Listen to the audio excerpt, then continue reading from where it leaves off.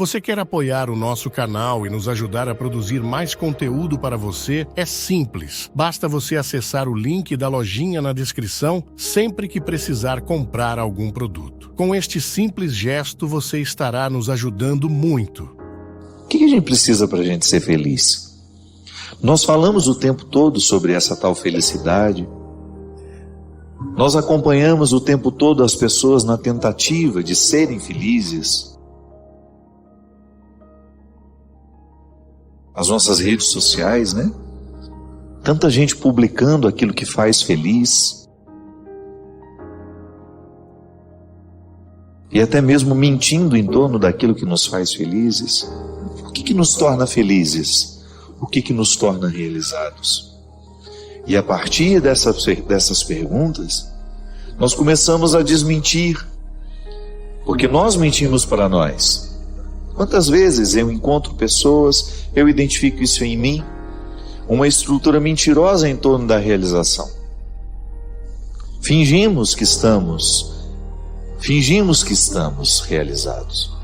Fingimos que estamos sabendo o que deve ser feito.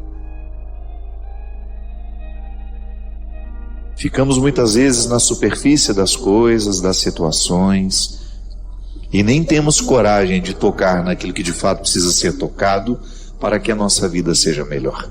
Nós temos tantas buscas. Às vezes você tenta ser feliz através do seu trabalho.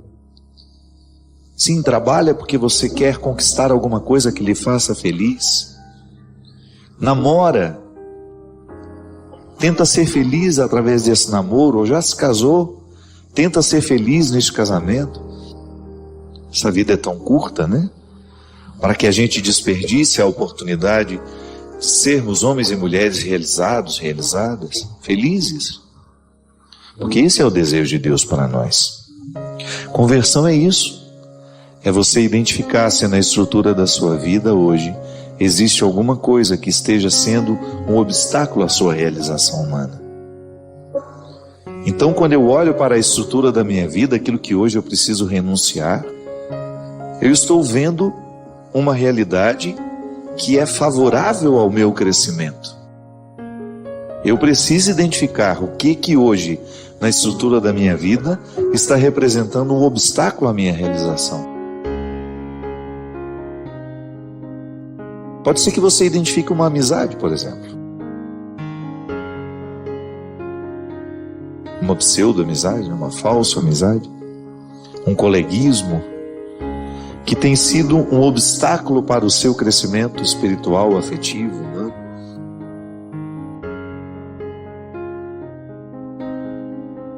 Então nós precisamos o tempo todo ir articulando a realidade que nos envolve. Eu gosto de chamar isso de as nossas ambiências. E a partir dessas ambiências a gente buscando honestamente estar no lugar que a gente realmente deveria estar. Eu acho que todo ser humano, ainda que não esteja muito consciente disso, está sempre tentando ser feliz, até quando erra. Até quando nós erramos, nós estamos de alguma forma tentando ser felizes. Pode ser que você esteja sob a influência de uma pessoa que não lhe quer bem, que esteja lhe viciando naquilo que lhe destrói, ou que esteja lhe retirando de um contexto de fidelidade a si mesmo. Sim, nós podemos muitas vezes ficar viciados em pessoas que nos fazem mal. E de repente o inimigo vai minando as nossas coragens, as nossas disposições, e a gente vai se afastando do caminho que Deus quer para nós. Volto a dizer que é um caminho de realização, é um caminho de felicidade. Deus não quer o nosso sofrimento.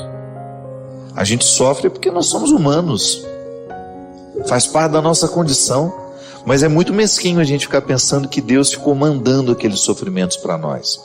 Não, Ele não precisa mandar, os sofrimentos estão no caminho de todo aquele que quer viver bem. Da mesma forma como Ele também não pode nos livrar desses sofrimentos, porque faz parte da vida. Faz parte da vida sofrer. O que Ele nos assegura é a sua presença. Então requer muita honestidade intelectual. Nós estamos falando aqui de colocar a inteligência para funcionar. O que hoje na estrutura da minha vida é um obstáculo à minha realização humana? Você já me escutou falar aqui sobre realização humana? Que é justamente essa adequação que nós fazemos de tudo aquilo que nós podemos e não podemos.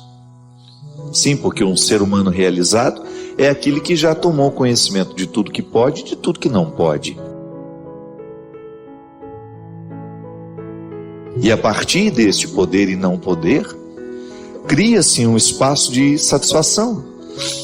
É a satisfação de ser quem é, de fazer o que faz, de trabalhar no que trabalha, de estudar o que estuda, de conviver com quem convive. E nem sempre nós conseguimos, dentro desta realização, fazer somente aquilo que nos agrada. Eu, particularmente, gente, gosto de pensar que Deus é sempre favorável, que a minha experiência com o Senhor é sempre favorável a mim. Nunca, nunca, nunca eu pude entender que a minha experiência com Deus pudesse ser um obstáculo para a minha realização humana. Deus quer o meu melhor. E há muito tempo eu fui arrancando de mim, algumas compreensões equivocadas de que Deus queria o meu sofrimento, por exemplo. Deus não tem nenhum interesse que você se torne uma pessoa infeliz. A infelicidade não é um projeto de Deus para a nossa vida. É por isso que no projeto que Ele tem para cada um de nós, Ele nunca retira os obstáculos. Porque nos obstáculos nós encontramos a força para a gente poder alcançar aquilo que a gente tanto deseja. Sim. Precisamos vencer diariamente os obstáculos que nos privam de viver essa felicidade, essa realização humana. Mas o problema é quando nós não sabemos, quando nós não temos clareza do que de fato nos torna felizes. Eu gosto de compreender a felicidade com um pouco mais de profundidade. Pode ser que a palavra felicidade esteja muito esvaziada de significados. Pode ser que ela tenha se tornado muito vazia nos nossos dias. Crescemos muito quando somos desafiados. Muito mais do que quando somos bajulados. Quando nós aceitamos a provocação da própria vida. Sabe como que a vida nos provoca? Com o nosso mal-estar. Por isso que é tão perigoso tomar remédio para a tristeza. A não ser que tenha diagnosticado uma depressão química em você. E aí, minha gente, nunca é tarde para a gente poder mexer na estrutura da nossa vida, mudar os rumos. Da mesma forma como Jesus não teve medo de mudar a vida de quem passava por ele. Porque Jesus sabia de tudo isso com muito mais profundidade do que nós sabemos hoje. Quanta gente fica curada quando desiste de um emprego, por exemplo, quando abre mão daquele emprego para ir ganhar menos, mas trabalhar em algo que se gosta.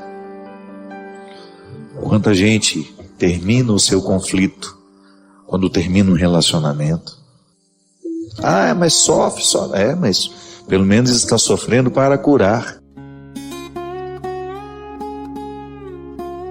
Sim, mas geralmente quando as tristezas chegam e a gente entorpece com um comprimido, a gente perdeu a feliz oportunidade de descobrir o que nos incomodava.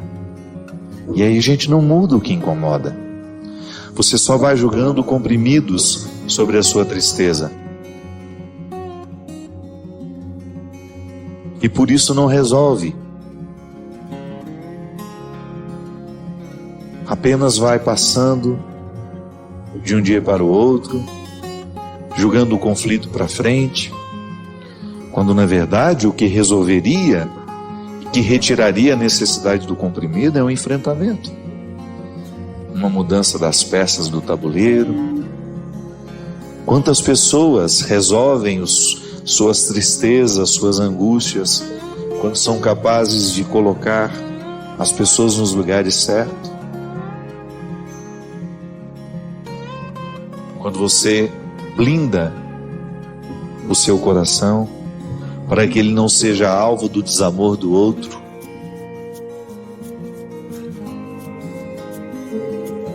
Quantas pessoas melhoram, se curam quando são capazes de trancar uma matrícula na faculdade e dizer: não é isso que eu quero para mim. Eu me lembro que uma vez eu encontrei uma menina que estava fazendo a faculdade para agradar a mãe. E ela me falou isso. Ela teve coragem de dizer. Perguntei para ela: o que você estuda? Ela falou: arquitetura. E você gosta de arquitetura? Ela: não, eu estou fazendo porque minha mãe quer que eu faça. E eu achei aquilo muito cruel, né? Uma faculdade de arquitetura dura uns 5 anos na vida. Fazer o oposto do que se pretende para agradar a mãe, alguma coisa está errada nessa relação. Nós não podemos nos adaptar. Nós não podemos dar um passo atrás na educação que nós já recebemos um dia. De saber respeitar um espaço, até mesmo um território sagrado. Às vezes eu vejo a maneira como nós entramos dentro das igrejas, o desrespeito é tão grande, porque não há diferença entre lá fora e aqui. Eu levo muitos peregrinos pelo mundo, é a primeira coisa que eu digo para eles no primeiro momento da nossa peregrinação: gente, perceba a sacralidade de cada lugar. Não entre dentro da igreja da mesma forma como você entra no mercado. Não estou falando de religião ainda não. Estou falando de valores, de virtudes, de educação, que é a base, é o primeiro instrumental dessa vida interior que vai nos qualificar como pessoas. É o primeiro tijolo na edificação dessa vida interior, que depois vai me dar condições de ser uma pessoa suportável do ponto de vista social. Eu não estou falando suportável de só suportar não, viu? De ser harmoniosa na minha convivência. Minha gente, essa é a maior riqueza que você pode ter na vida. Você estabelecer desde o início este alicerce que vai lhe dar condições de ser uma pessoa educada. Educada. De ser uma pessoa que tenha sensibilidade de perceber o que deve e o que não deve. Onde começa o seu direito, onde começa o seu dever, e de você exercer-se assim. Nós não estamos no Evangelho ainda, nós estamos em Aristóteles, nós estamos em Platão, nós estamos nos primórdios da filosofia, dessa filosofia ocidental que nós conhecemos, que inclusive estabeleceu as nossas normas de direito, de política, de economia. Mesmo que você nunca tenha lido uma página de Aristóteles, mesmo que você nunca tenha lido uma página de Platão, a sua fé, essa sistematização teológica que nós temos, foi influenciada por eles. Mas Jesus, o que tem Jesus a ver com essa história? Não. Jesus é absolutamente original no que disse. Quando eu digo na sistematização teológica, é quando nós vamos estudar Tomás de Aquino, quando nós vamos estudar Agostinho, porque esses homens eram muito inteligentes. E eles começaram a pensar a fé a partir da filosofia. Eles deram um passo atrás. Eles quiseram trazer racionalidade para que o nosso discurso pudesse ser respeitado pelos outros, antes por nós mesmos. Sabe por quê? Nós só vamos viver se de fato houver uma coerência para nós. O que nos faz adeptos de Jesus é quando nós percebemos que a palavra que Ele nos propõe, que a lei, que a regra que Ele nos sugere faz sentido. Antes disso não há seguimento. Não há seguimento antes do conhecimento da verdade. Você pode até ter uma participação. Você pode até ser um número na estatística, mas você ainda não é cristão. Você pode até ser católico, mas ainda não é cristão. Você pode até ser um evangélico, mas ainda não é cristão. Há uma sala de estar onde nós corremos o risco de passar uma vida inteira achando que já estamos no principal lugar. A palavra de Deus na nossa vida só faz sentido quando nós percebemos a coerência. Isto é, está alinhavando com o sentido tudo aquilo que eu compreendo e sei de mim. Porque é em mim que o mistério se realiza. É em mim que Deus é possível. Ah, mas padre, então para que eu saio e vou à igreja? Para você chegar até você. Isso é fantástico. E está lá naquela passagem que Jesus se encontra com a samaritana e faz um itinerário maravilhoso de viagem interior com aquela mulher. Aquela mulher estava privada de estar no templo. Ela estava privada da geografia da fé. Jesus liberta aquela mulher na chave principal, onde todos os grilhões das suas escravidões estavam presos, colocados. Mulher, vai chegar um momento, e o momento já chegou, em que não será aqui, não será ali, não será lá,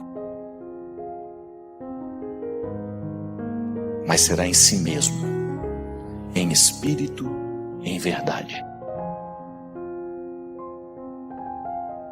Então eu posso simbolicamente, religiosamente, sair da minha casa e ir até a igreja. Por quê? Porque lá, aquelas paredes, aquele altar, aquela liturgia, me facilita entrar para dentro de mim. E entrando dentro de mim, eu começo a viver a experiência de um confronto pessoal com Deus, que vai me mostrando cada detalhe da minha indigência, sem nunca me rejeitar. Nunca me rejeita. A minha indigência, essa indigência moral que eu descubro, essa indigência emocional, e aí você pode desdobrar essa indigência em todos os aspectos que você percebe em você. Eu tenho indigências morais, você tem. Nem sempre eu sou justo. Nem sempre na minha relação com as pessoas eu sou capaz de fazer prevalecer a justiça. É uma indigência. O que provoca essa indigência? É um dever de casa a ser feito.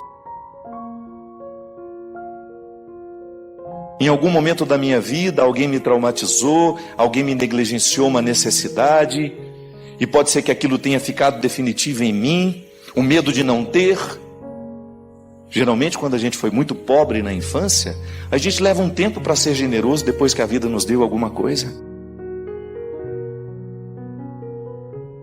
Não é verdade?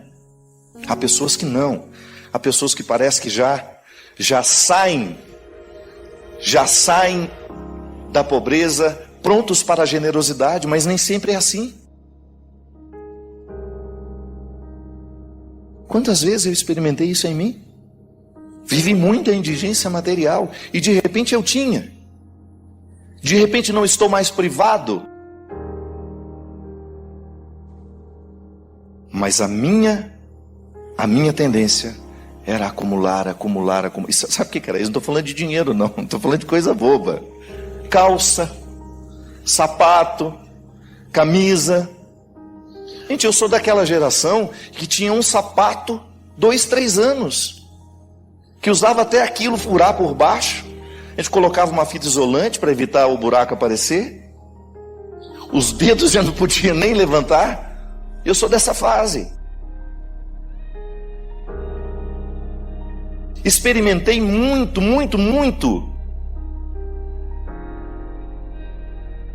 a necessidade material. E identifiquei exatamente em mim quando é que essa carência de um dia começou a determinar o adulto que já não carecia mais. Olha que relação interessante. Doentia. Uma criança carente que ainda não foi curada em mim, ditando o meu jeito de ser hoje. Bem, mas eu não preciso mais acumular, eu tenho. Por que ainda estou na necessidade do acumular? Porque ainda não estou livre de um dia não ter tido. E eu ainda não estou curado. Porque para mim liberdade é cura. É a experiência de diariamente livrar-me de mim mesmo. Ah, mas são os outros que me amarram, não. Toda e qualquer escravidão, ela se estabelece no íntimo da nossa consciência. Não é de fora que os outros nos escravizam. Eu posso até ter todos os estímulos da escravidão que me vêm pelos outros. Eu digo isso sempre. Dependendo do círculo de amizades que você tem, da qualidade de vida das pessoas que lhe influenciam, se elas são pessoas livres, é natural que você queira ser também. Mas se elas estão todas amarradas em suas escravidões sociais, é muito provável que você repita o comportamento sem até se problematizar.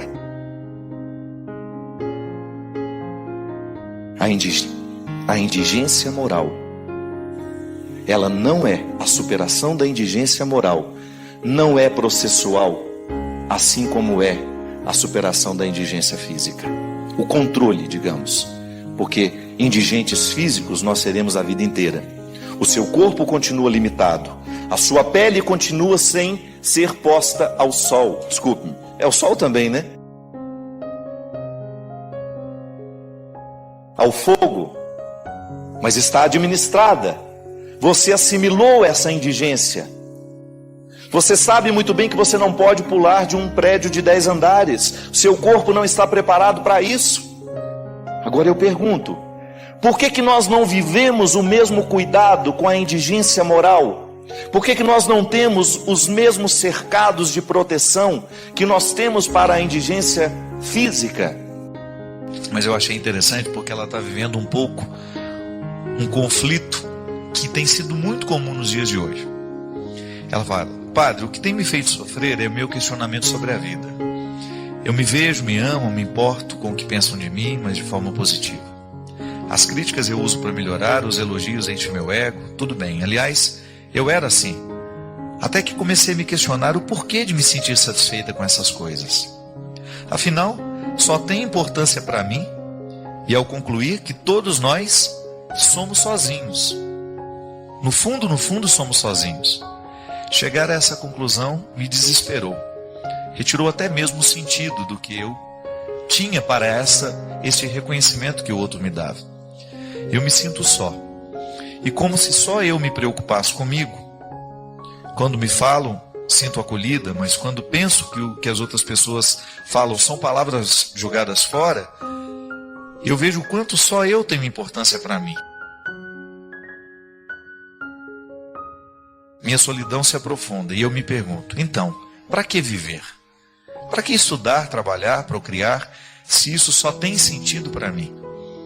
Quero voltar a ser eu mesma, porque eu sempre amei ser quem eu sou e hoje tenho sentido muita dificuldade de viver esse sentimento. Isso é muito comum nos dias de hoje, né? Essa perda do sentido da vida.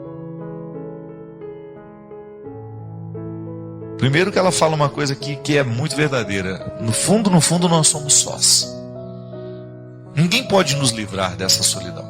Aliás, esse livro que eu vou lançar agora, se Deus quiser, em junho, chama-se Orfandades, O Destino das Ausências. É um livro de contos em que eu, a partir de personagens e de histórias, eu trato, dessas orfandades que são naturais desta insuficiência da condição humana, que é, no fundo, eu acabo tendo que experimentar as minhas questões mais fundamentais sozinho. É claro, o outro do meu lado me ajuda, mas em última instância, sou eu e minhas misérias, né? O outro não consegue acessar tudo que eu sou, como eu gosto sempre de dizer, porque eu sou um totalmente outro. O outro é um totalmente outro.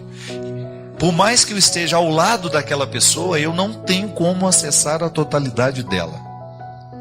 E essa incapacidade de ser acessado na nossa totalidade gera uma solidão, uma sensação de ser só.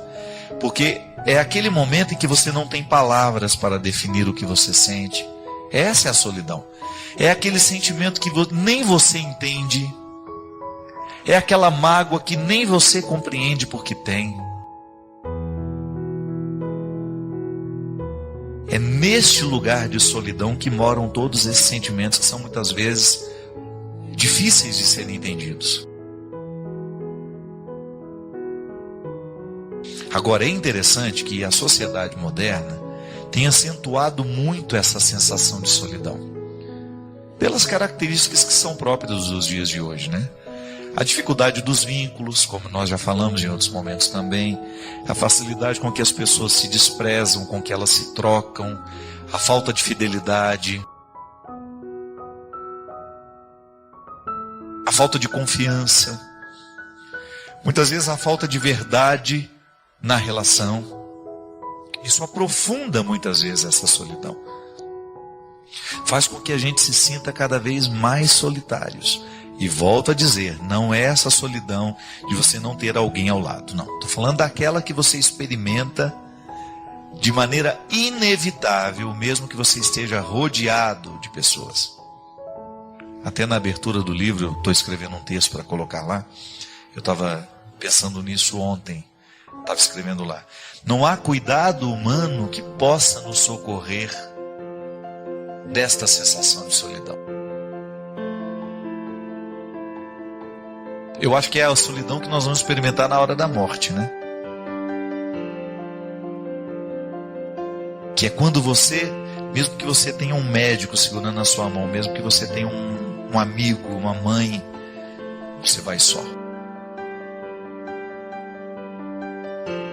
E eu não estou negando aqui a dimensão espiritual, não.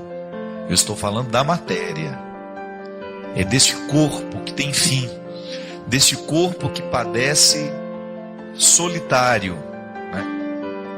Aí a fé nos ajuda a entender que essa experiência será vivida na presença de Deus, em que Ele nos dá o suporte, o conforto, né? A força para ultrapassar essa fronteira. Tudo bem, a fé nos ensina isso, Agora, antropologicamente, nós vamos enfrentar isso de maneira muito dura.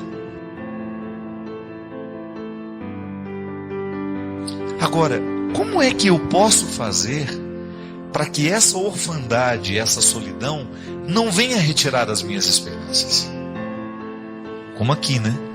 Essa menina já teve muita facilidade de ser quem ela era, muito elogiada por todo mundo, certamente uma pessoa muito querida, mas de repente ela mergulhou nessa solidão e ela descobriu de que nada valeria, não adianta o outro me reconhecer se eu não me reconheço.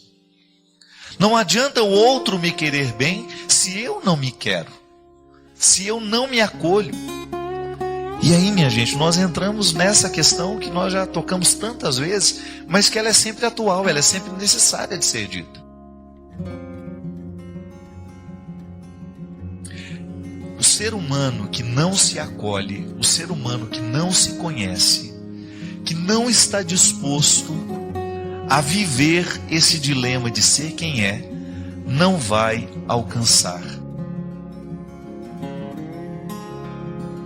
Não vai conseguir viver essa realização humana. Ele vai se perder, porque o mundo de hoje tem dificultado cada vez mais esse autoconhecimento. Nós não podemos ser superficiais. Nós precisamos superar cada vez mais esse conforto que o autodesconhecimento pode nos trazer. Porque a falta de conhecimento, a falta de autoconhecimento, né, a falta, ela pode gerar um conforto temporário. Eu não estou nem aí com os meus problemas, eu quero mais é viver minha vida, eu quero mais é tocar o meu dia a dia, deixa os problemas, outro dia eu resolvo. Pois é, mais cedo ou mais tarde a vida vai nos cobrar. Por isso que o autoconhecimento, e a gente começa aprendendo isso desde criança, quando a gente é bem orientado para esse processo, ele vai criar adultos mais dispostos e mais com uma imunidade um pouco melhor, né? Para dar conta dessa vida. Porque se você não toma cuidado, se você não se percebe, você corre o risco de arrastar todos os dilemas que deveriam ter sido resolvidos na adolescência para a juventude. E da juventude para a idade madura e depois para a velhice. E aí, porque você não resolveu aquele conflito na hora certa, você corre o risco de depois não ter condições de resolver. Porque estão todos acumulados.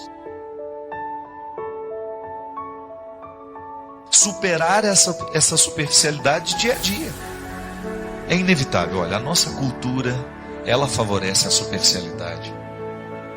Os ambientes que nós frequentamos, muitas vezes, eles favorecem a superficialidade. Você vê pela altura da música, que impede que as pessoas conversem. O livro que muitas vezes nos chama a atenção. O livro que às vezes a gente quer ler, mas esse livro está tão chato, eu não estou entendendo muito. Por quê? Porque aquela leitura está te retirando da zona de conforto. Eu gosto muito de ler coisas que eu não entendo no primeiro momento, porque eu saio da minha zona de conforto. Ler aquilo que eu já sei, que sentido tem isso? Eu preciso o tempo todo sair da minha zona de conforto. E isso é existencial. Se eu quiser dar conta de mim, se eu quiser lidar melhor comigo, eu tenho que sair da minha zona de conforto. E como é que eu saio da minha zona de conforto? Na minha convivência, no meu encontro com os outros, com os que são diferentes de mim, e até mesmo com os que são meus amigos e que são parecidos comigo. Também posso sair da zona de conforto, desde que eu permita que aquele relacionamento não seja superficial. Pelo amor de Deus, nós não podemos ter uma postura superficial. O nosso desejo tem que ser alcançar sempre o mais profundo de nós mesmos. Eu preciso me motivar a querer ir mergulhando cada vez mais em águas mais profundas. É a proposta de João Paulo II naquele tempo, que ainda continua atual. A proposta de Jesus para nós é essa: vamos sair da margem, vamos aprofundar. O nosso processo de fé pode nos favorecer isso. Porque se a gente não aprofunda, minha gente, nós não saberemos entender essa solidão e não saberemos administrá-la. A superficialidade, ela não favorece a experiência da solidão. Isso é um fato comum. Eu não suporto ficar sozinho. Isso não pode. Eu não suporto parar de trabalhar. Eu não suporto ficar quieto. Que isso? Ah, mas eu sou assim. É aí que está a zona de conforto. A palavra eu sou assim, ela significa a zona de conforto. Mas quem disse que você tem que ficar assim a vida inteira? Quem disse que você, mesmo sendo um trabalhador ativo, sendo dinâmico, quem disse que você também não pode ser afeito a uma reflexão que vai te fazer parar? Você que não gosta de ler, quem disse que você vai morrer sem poder fazer aí, despertar em você o gosto pela leitura? Buscar a profundidade. Você que só escuta aquela música que... Não. Você tem condições de fazer a experiência da profundidade. Porque é ela que nos dá condições de lidar com as nossas questões mais fundamentais. E a gente não pode morrer sem resolver esses conflitos, viu?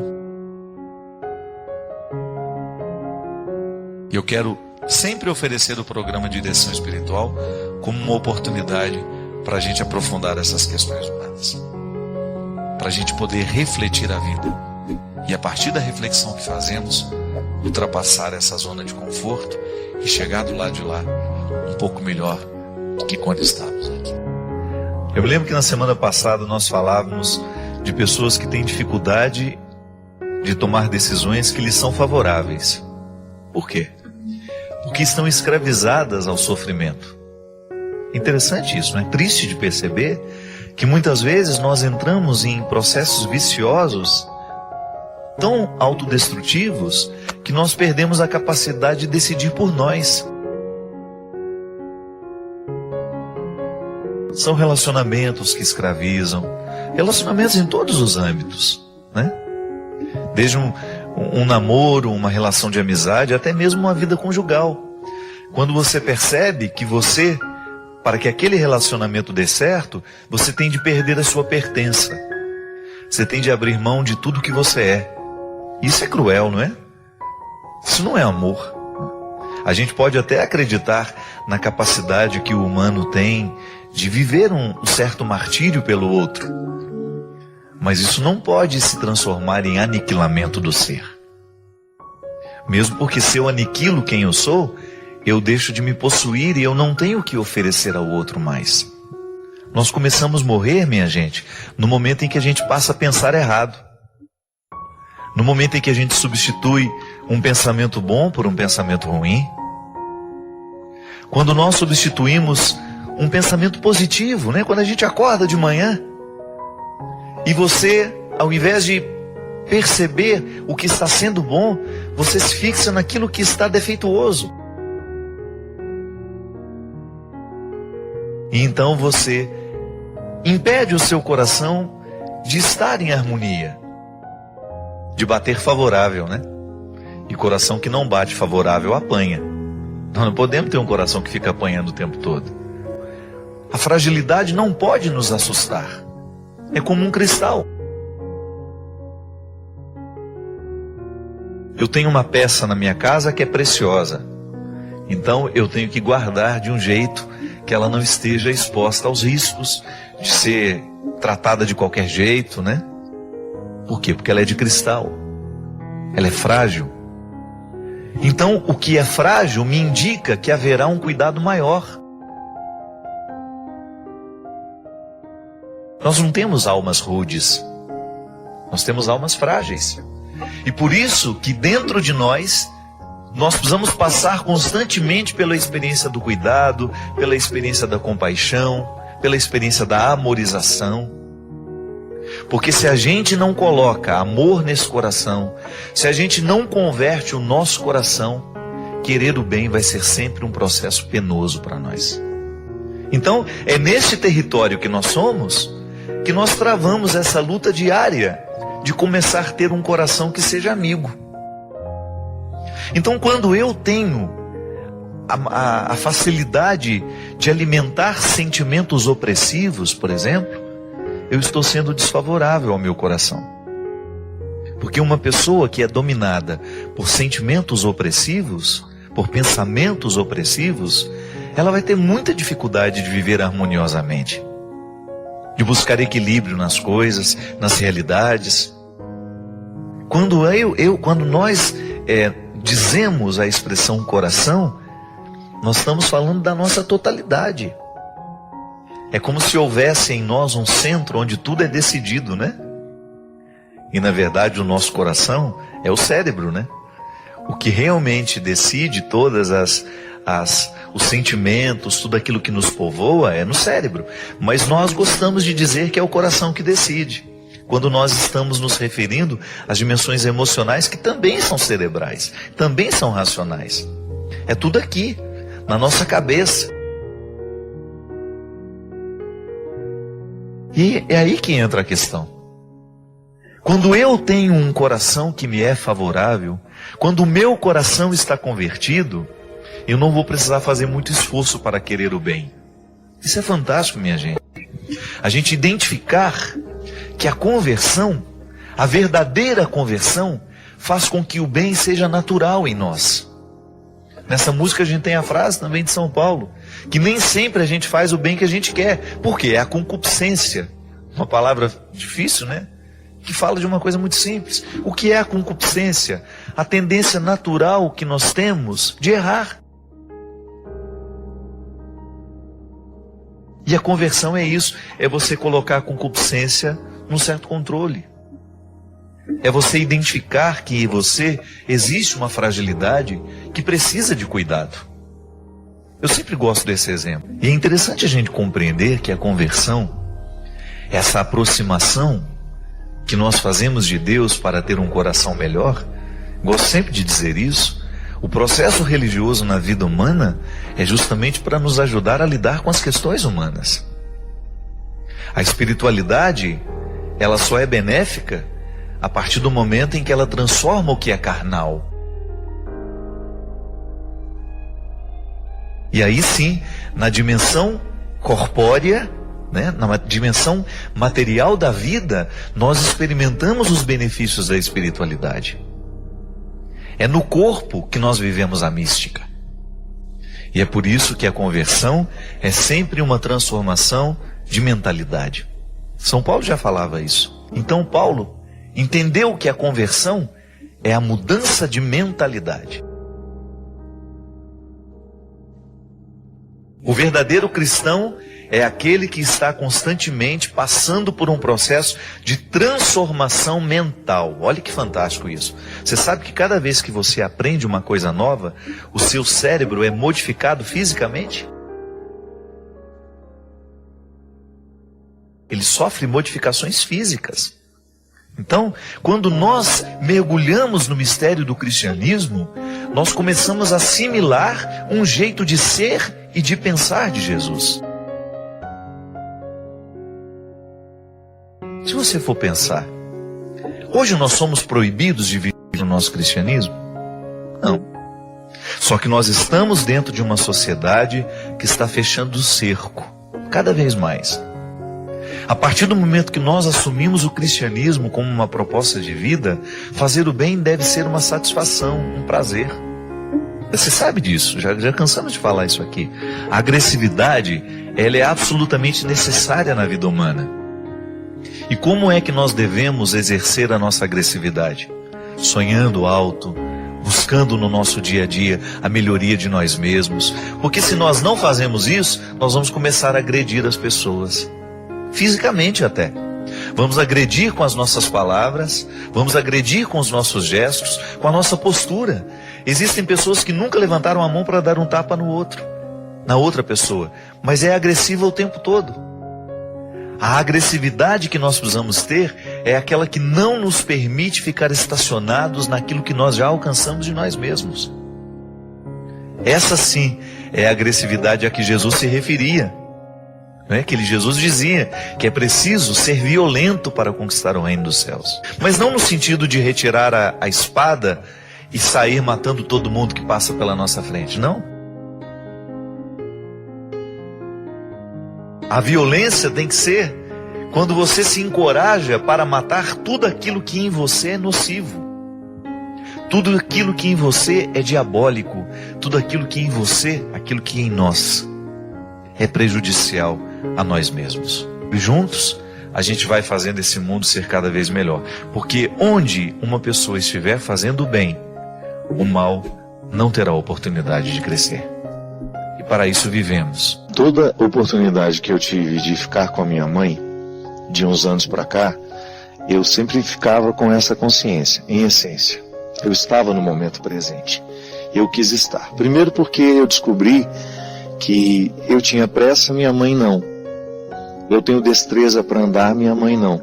Então eu fui entendendo que amar é entrar no tempo do outro, no compasso do outro.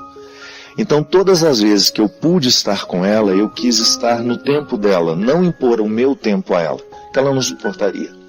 E toda e qualquer oportunidade que eu tinha, mãe, como eu era naquela época? Porque a minha mãe viu um Fábio que ninguém viu. Então ela tinha algumas informações que morreram com ela, acabaram com ela. Aliás, eu acredito que o maior desconforto de perder mãe, eu não imaginava que seria tão cruel, é justamente você saber que você perdeu o significado mais estreito que você pôde viver em termos de vínculo. É o vínculo mais estreito que a gente pode experimentar, é ser filho de alguém. Quando eu soube que a minha mãe estava com Covid, eu já comecei a saber que ela não suportaria aquela doença. E quando eu precisei viver o processo de ir me despedindo dela, os passos tortuosos, quem está nos acompanhando agora em casa, que teve alguém hospitalizado com a doença, sabe do que eu estou dizendo. Passo a passo. No momento que o ar começa a faltar, eu me lembro que a equipe que estava cuidando da minha mãe, muito generosamente, permitia que eu falasse com ela.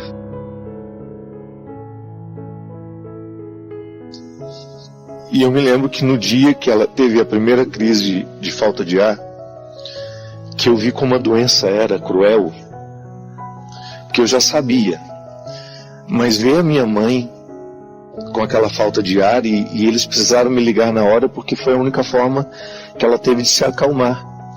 Porque, por incrível que pareça, muitas pessoas são entubadas antes da hora por causa da ansiedade. Tem um amigo meu que tem um controle muito bacana de si. Ele chegou 3 vezes para ser entubado e ele dizia, eu não vou ser entubado. Porque depois que você entuba, você diminui muito as chances de voltar. E eu sabia dessa estatística. E aí quando eu vi minha mãe, aí na última chamada de vídeo, vamos entubá-la. Eu me lembro direitinho, minha gente, como se fosse hoje. Ela do lado de lá. E eu dando a ela aquilo que eu tinha de mais sagrado, sabe? Que era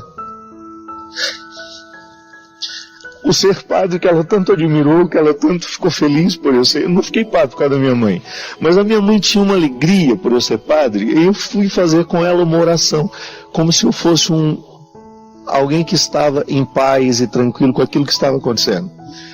E eu falei para ela assim, mãe, a senhora agora vai dormir um pouquinho, que a senhora está muito cansada. Ela não me desmentiu. Ela fez o que ela sempre fez. Me acolheu mesmo quando eu era mentiroso. Aí ela falou assim, é verdade, Fabinho, eu estou cansada mesmo. E daqui a pouco a senhora vai acordar, vai estar tudo bem. A última frase dela para mim foi, sim, vai ficar tudo bem. E aí vem a outra crueldade da doença, que é você não poder velar, você não poder fazer. Eu não sei como minha mãe foi sepultada. Ela que era tão vaidosa, sabe? A gente não pôde colocar nela o vestido que ela gostava, nada disso. Quando eu cheguei assim, na porta do cemitério, foi uma cena, sabe aquela coisa que você sabe que você nunca mais vai esquecer aquilo? Quando o carro parou, infelizmente, o carro que me levou parou assim 3 metros atrás do carro funerário. E quando eu desci do carro, que eu olhei, eu vi o caixão da minha mãe. E eu olhava para aquela cena e eu pensava, meu Deus do céu, eu não conseguia andar. Parecia que eu estava paralisado, sabe? Eu olhava para aquele caixão e eu pensava assim, nessa caixa está a mulher que eu mais amei na vida. Foi a pessoa que me trouxe ao mundo, que me ensinou tudo que eu sei como gente. Eu digo assim, sem medo de errar, eu fiz 2 faculdades, mas nada supera o que minha mãe me ensinou. Eu li tanta coisa bacana, mas nada foi mais surpreendente até o último momento do que a vida da minha mãe para mim. E de repente ela estava ali, naquela caixa lacrada, sem nos dar, sabe, a oportunidade de últimos gestos, e a gente precisa tanto disso. Essa dor é tão cruel, gente, a dor dessa doença é tão cruel. Por isso que quando hoje eu escuto, às vezes eu leio lá nos meus posts, né, as pessoas dizem, padre, perdi minha mãe hoje, padre, perdi meu irmão. Meu Deus do céu. Então o luto da Covid é muito difícil, é muito difícil. Eu acho que se talvez a minha mãe tivesse morrido do coração, como a gente morria de medo, a minha mãe, ela viveu durante 8 anos com 96% de entupimento de uma artéria importantíssima. Nunca perdi o sorriso, nunca perdi o bom humor, nunca. E aí, e ela sempre dizia uma frase que eu nunca pude concretizar, que ela falava com esse Fabinho, quando eu estiver morta, que você me olhar no caixão, você fala assim, se a dona Ana pudesse falar mais alguma coisinha, o que ela ia falar? Ela me olhava e falava assim, se eu pudesse eu viveria mais um pouquinho. Não se demore com os que estimulam sua insegurança, com os que instrumentalizam sua fragilidade. Cerque-se dos que estão comprometidos com sua evolução, porque a qualidade da vida emocional depende dos que escolhemos andar ao lado. Às vezes é muito fácil a gente se acostumar com uma ambiência emocional desfavorável. O que é uma ambiência emocional? As pessoas que de alguma forma nos influenciam. Quem faz parte da sua ambiência emocional? Aqueles cuja palavra pesa sobre você. Aqueles cuja opinião é importante para você. Aqueles que você, no dia a dia, divide a vida, seja no trabalho, seja na vida emocional, seja na família. Às vezes nós nos acostumamos com uma ambiência emocional desfavorável. É aquela pessoa que nos critica o tempo todo, parecendo querer o nosso bem. Não, crítica em excesso nos fragiliza. E a gente identifica facilmente quando uma crítica está a nosso favor. Às vezes a pessoa nos critica com desdém, com satisfação, de nos diminuir, de nos humilhar, e quer que a gente acredite em sua boa intenção. Não é assim que funciona. Quando alguém está comprometido com a nossa felicidade, com a nossa evolução, nós percebemos a diferença na maneira como ela nos critica. É uma crítica envolvida em tanto amor, em tanto cuidado, que nunca nos ofende, por mais que nos desinstale, Às vezes a crítica do outro nos desinstala, mas não nos ofende. E às vezes a crítica somente nos ofende. E ao invés de nos motivar a ir além, ir adiante, não, ela nos paralisa, porque nos coloca num estado emocional que não favorece o crescimento. Portanto, fique atento. Só dê ouvidos a quem te ama. Só preste atenção, só ouça os que de fato estão comprometidos com o seu crescimento.